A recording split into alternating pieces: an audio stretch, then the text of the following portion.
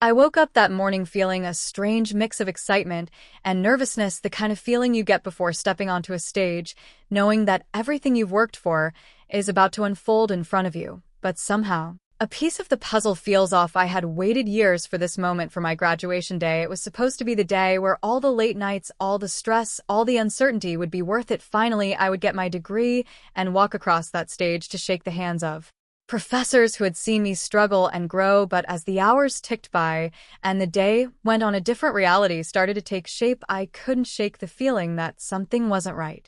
It started with the usual morning chaos at home. My parents were getting ready for the day, but there was no sign of the excitement or joy that one would expect on a day like this. There was no congratulatory speech from them, no heartfelt words of encouragement, nothing, just the usual rushing around. My mom was in the kitchen making breakfast, and my dad was busy with his phone in the living room. I tried to break the silence with a simple, "Good morning," but my words were barely met with a grunt from my dad. He didn't even look up from his phone, and my mom simply nodded without saying anything. I went about my morning routine, trying not to let the awkwardness linger, but deep down I couldn't help but feel a growing sense of unease. As I finished getting ready, I glanced at the clock. It was already getting late. The ceremony was about to begin, and I was still the only one at home. My parents were nowhere to be found. I grabbed my phone and called them, hoping they were just running a bit behind. My dad picked up on the second ring. "Where are you guys?" I asked, trying to keep my voice steady. "We're just getting ready, we'll be there soon," he said, but his tone was distant, almost as if he was distracted. "Okay, just hurry up. We don't want to be late," I said, hanging up the phone. Minutes passed, and my nerves started to turn into frustration. My heart was racing. I could already feel the excitement building as the ceremony time grew closer, but there was still no sign of my parents. I tried calling again, but this time neither of them answered. I started pacing around the house looking for any sign of them. It was as if they had disappeared. I sat down on the couch staring at my phone in disbelief. What was going on? Why weren't they there for me? Why wasn't anyone making this day feel special? Finally, after what felt like an eternity, my phone buzzed. It was a message from my mom. "We decided to go to your sister's prom instead." I read the message over and over as if my brain couldn't comprehend it. My sister's prom? What about my graduation? Wasn't today supposed to be about me? Wasn't this supposed to be my day, the day I had worked for years to get to? I felt my chest tighten and my hands began to shake. My fingers hovered over the phone screen as I typed out a response, but I couldn't find the words. My mind was racing. I couldn't believe it. I had spent so much time imagining how my family would be there for me, cheering me on as I crossed that stage, but instead they chose to go to my sister's prom. I didn't know what to do next. Should I call them, yell at them, beg them to come? But I knew that would only make things worse. So I sat there alone in my room, feeling a deep sense of betrayal. The one day I needed my parents the most, and they weren't even there for me.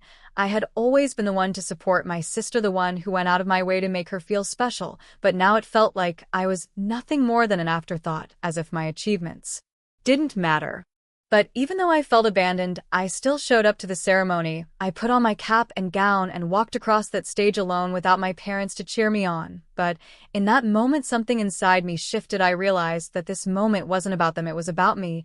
And no matter how alone I felt, I was still proud of what I had accomplished. I had worked so hard to get to this point, and no one could take that away from me, not even my own family. When I got home after the ceremony, I was exhausted physically and emotionally, but there was still a part of me that hoped maybe, just maybe, my parents would apologize or at least acknowledge how hurt I was. But instead, when I walked through the door, I was met with silence. They were sitting at the kitchen table eating dinner, as if nothing had happened. I couldn't contain my frustration anymore. I walked up to them and asked, "How could you do this to me?" My dad looked up at me with a blank expression and simply said, "You should understand, we couldn't miss her prom." I felt my heart drop into my stomach. I couldn't believe what I was hearing. "You chose her prom over my graduation?" I asked, trying to keep my voice steady, but it cracked with emotion. "You knew how important this day was to me, and you still chose to go to her prom." I was fighting back tears, but I couldn't stop myself. My mom looked at me and sighed. "It's not that we didn't care about your graduation, it's just that it was her prom. She's been waiting for this for so long." I couldn't believe it. They were justifying their actions as if I was being unreasonable. "So what? You couldn't come to my graduation for one day, but you could go to her prom? You don't even get it, do you?" I said, shaking my head in disbelief. My dad finally looked up from his plate and said, "We didn't think you would care that much. We thought you'd understand." I felt my anger boil over. How could I understand this? How could I possibly understand why you would abandon me on the one day that I needed you the most? I said through gritted teeth. My mom's response was even more shocking. You're being ungrateful. This was a special day for your sister, and you're acting like this, she said, her voice rising with frustration. You're so caught up in your own feelings that you can't even see how important this was for her. I stood there frozen as her words sunk in. My stomach churned with a mixture of anger and hurt. How could they say I was ungrateful? How could they make me feel like I was the problem when all I wanted was for them to be there for me? I left the table and locked myself in my room. I couldn't bear to hear anymore. I felt a deep sense of emptiness, like everything I had worked for had been diminished by their neglect and their refusal to acknowledge how hurtful their actions were. I didn't know how to fix this. I didn't know how to make them understand what it felt like to be ignored on the day that was supposed to be about me. But in that moment, I realized that sometimes the people who are supposed to love you the most are the ones who let you down the hardest. And no matter how much you try to explain it to them, they may never truly understand. The next few days were tense in the house. There were no apologies, no acknowledgement of the pain they had caused me, just the cold distance that had started to grow between us like an invisible wall. I spent the time in silence, processing everything that had happened, trying to make sense of it all. But the more I thought about it, the more I realized that I could never let this define me. Yes, it hurt. Yes, it was unfair. But it was a lesson in resilience. Sometimes the people you love the most can let you down, but that doesn't mean you should stop moving forward. That doesn't mean you should stop believing in yourself.